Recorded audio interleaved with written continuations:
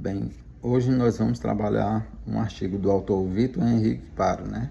A gente vai trabalhar um roteiro dirigido com 15 questões, na qual a gente vai fazer relação com o texto dele, do Henrique Paro.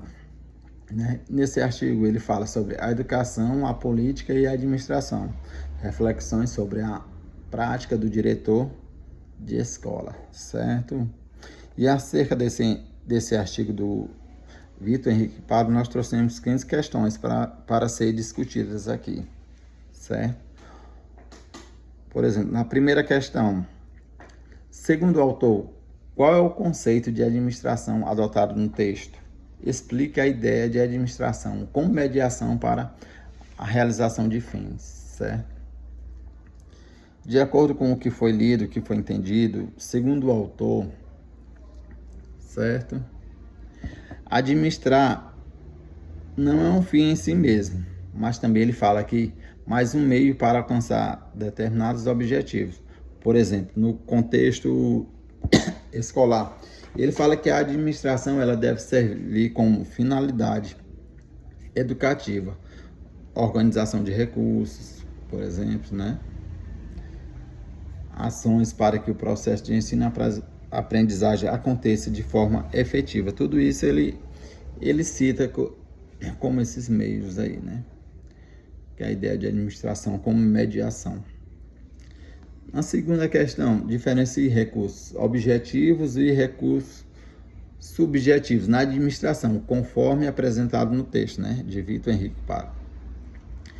E segundo o autor, ele afirma que os recursos objetivos são os elementos que ele citou lá, são os elementos materiais, como infraestrutura, os equipamentos, dinheiro e também os materiais didáticos. Tudo isso ele fala que são os recursos objetivos.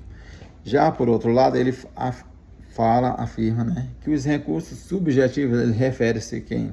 As pessoas, suas vontades, seus conhecimentos, valores e também suas relações humanas, certo? São alguns dos relações subjetivas que ele cita no texto. Já a terceira questão é: explique os dois grandes exemplos da administração mencionados pelo autor. Racionalização do trabalho, né? Primeiro, a racionalização do trabalho e a coordenação do esforço humano coletivo, certo?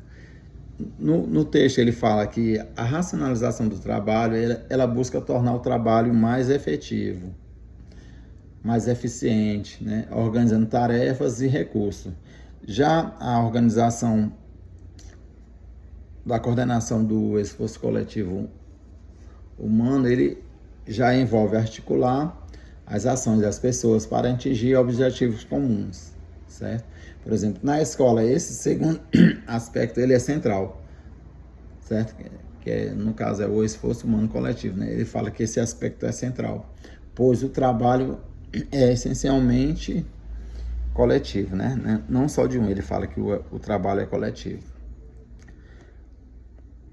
Na questão 4, por que a coordenação do esforço humano coletivo tem um caráter necessariamente político?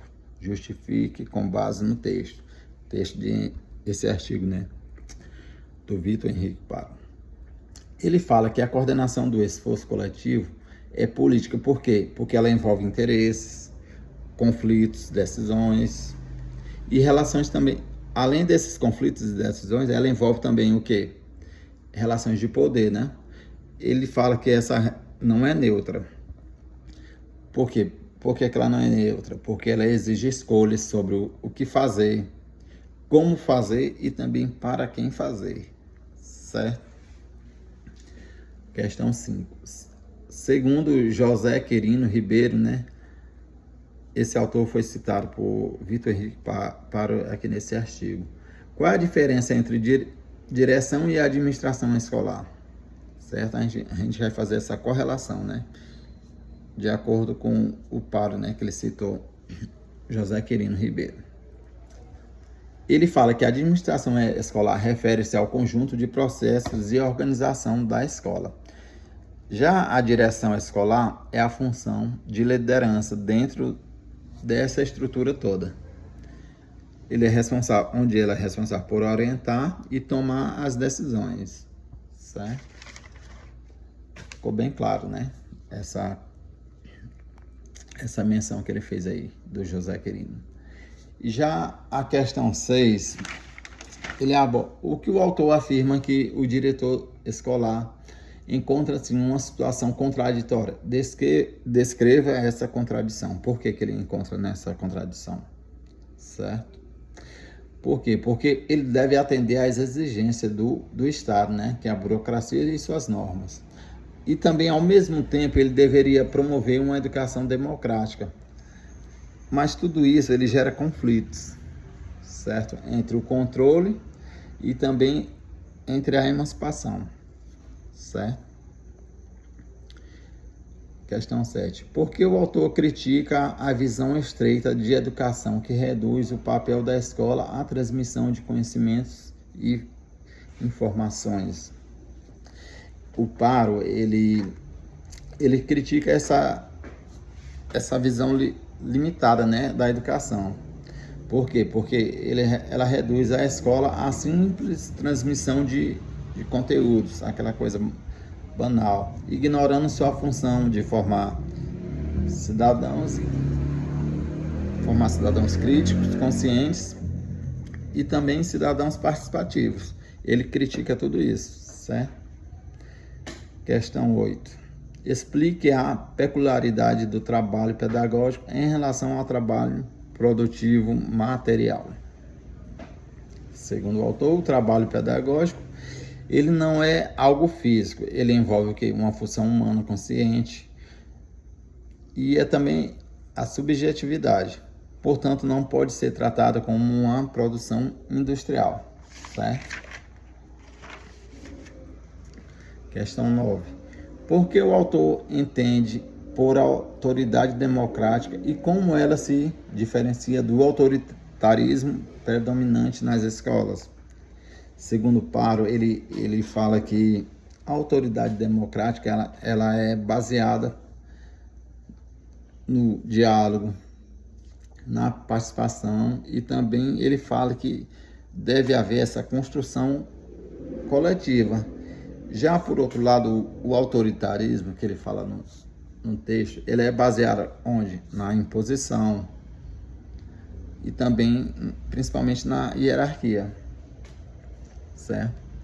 E ele também fala que a escola tradicional, ela tende ao autoritarismo, como ela é baseada nesse autoritarismo, ela dificulta a sua formação democrática, certo? Questão 10. Segundo Paro, por que os métodos pedagógicos avançados, como por exemplo os da escola nova, encontram tanta resistência na escola tradicional? Certo? Ele fala porque esses métodos, né, pedagógicos avançados, eles enfrentam resistência porque as suas estruturas tradicionais da escola têm cultura autoritária, certo? E também ele fala da falta de formação adequada dos profissionais. Tudo isso ele cita no texto. Já a questão 11, o texto aponta que o diretor escolar é frequentemente tratado como um gerente ou preposto do Estado. Que consequências isso traz para a qualidade da educação? Certo? Por quê? Prioriza a resposta, porque prioriza a burocracia em vez da educação. E isso perde a autonomia, reduz a qualidade do ensino e também a escola passa a funcionar como uma empresa, não algo como um espaço formativo, certo? Já passa a ser algo mais empresarial, certo? Questão 12. Por que o autor defende a escolha democrática do diretor pela participação de professores e alguns pais, alunos e pais, por exemplo? Ele fala, né, que ela garante a participação da comunidade e também fortalece o compromisso coletivo, né? tanto tem se falado nesse coletivo, né? E também aproxima, além desse coletivo, quando ele fala, ele diz também que aproxima a gestão, né, das necessidades reais da escola. Então envolve tudo isso, né? Quando ele fala dessa participação coletiva, porque vai aproximar também a gestão das necessidades. Ele vai saber o que se passa no seu entorno e suas reais necessidades para ele poder tratar ou lidar como uma gestão, né, que atenda à coletividade. A questão 13. Descreva a proposta alternativa de direção colegiada apresentada por Paro, com base em estudos e também na prática de Aracaju. Quais suas vantagens? Certo? Ele cita aí um estudo que é baseado nessa prática de Aracaju, né? E também fala de algumas vantagens, como por exemplo, ele propõe que a gestão seja feita por um grupo. Ele fala que a gestão não pode ser feita por uma pessoa, tem que ser feita por um grupo, certo? Não por uma pessoa só. Tem que ter uma maior participação nas decisões, mais democrática. E também ele fala que tem que fala nessa redução do autoritarismo, que a gente falou anteriormente. E também tem que haver uma melhor integração da comunidade escolar, tem que envolver todo um grupo, ou seja, tem que ser um coletivo, certo? Questão 14.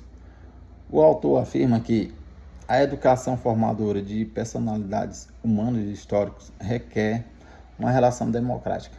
Por que então é tão difícil educar em sociedades capitalistas?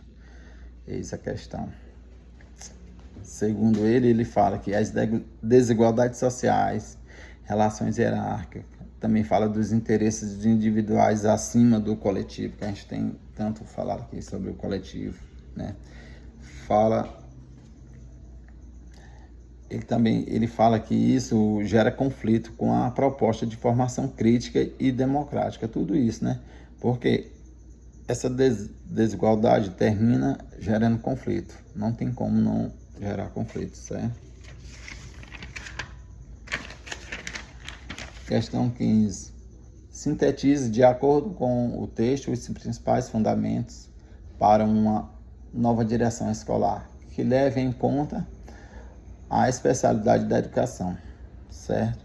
Segundo o texto lá, o que pude observar, né, que a gestão democrática, a participação coletiva, a valorização do trabalho pedagógico, superação do modelo burocrático e compromisso com a formação humana integral.